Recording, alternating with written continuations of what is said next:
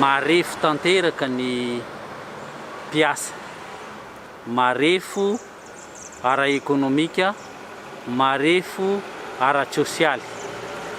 Mbola maro ireo mpiasa izay very asa tamin'ny taondasa ireny mbola tsy nandray asa mihitsy hatreto.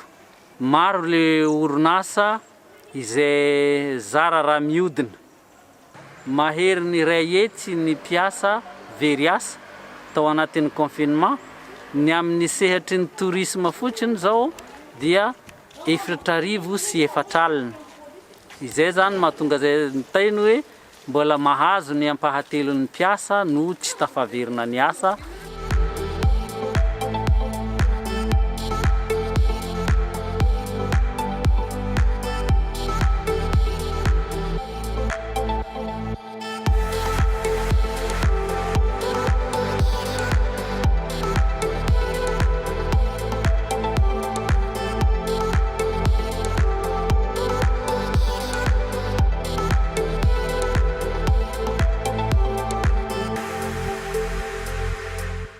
Rehefa andray karama zany reo mpiasa reo rehefa tonga ny fotoana fandraisa-karama dia atsasaky ny karama ihany raisina satria izay ihany ny fotoana niasany. Raha 500 isan-jato zany ny karama raisiny, ny 300 isan-jato amin'izay dia 300 isan-jato lasa ny any amin'ny banky raha ohatra ka nanao findramam-bola tany amin'ny banky izy, ny 10% amerenana ny volan'ny kanapy. Rehefa atao zany ny kady tsotsotra 10% karama sisa zany ny raisin'ny mpiasa rehefa tonga ny faran'ny volana. Dia izay ilay teneninay hoe ny fepetra raisina zany voadinika ve sa tsy voadinika tsy dia mifanaraka loatra amin'ny zava-misy iainan'ny mpiasa.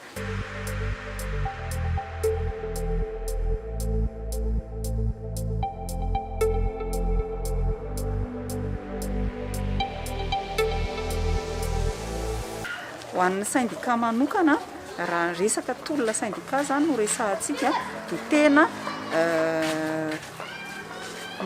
tsy hoe miroborobo, tsy azo lazaina hoe miroborobo fa anisany ny resahan'ny syndicat na enona ny feon'ny syndicat betsaka indrindra zany tao anatiny izay hoe valanaretiny izay, satria raha nahatadidy tsara tsika anisan'ny syndicat indrindrandrindra tato amin'ny randrana syndikaly moa no hetsika nataon'ny randrana syndikaly no nahazahoana nyreny hoe fahazahoan'ny mpiasa mitrosa tao amin'ny volan'ny kinapsa reny. Tao anatin'izay ihany koa nisy ny hoe fanomezana ho an'ireo mpiasa izay misotro ronono. Amin'izao fotoan'izao koa mbola misy ireo mpiasa izay voaroaka tamin'ny asa no hiatohan'ny kinapsa ny fampiofanana azy ireny zany mba ahafahana mahita asa vaovao indray rehefa ny arinany zany.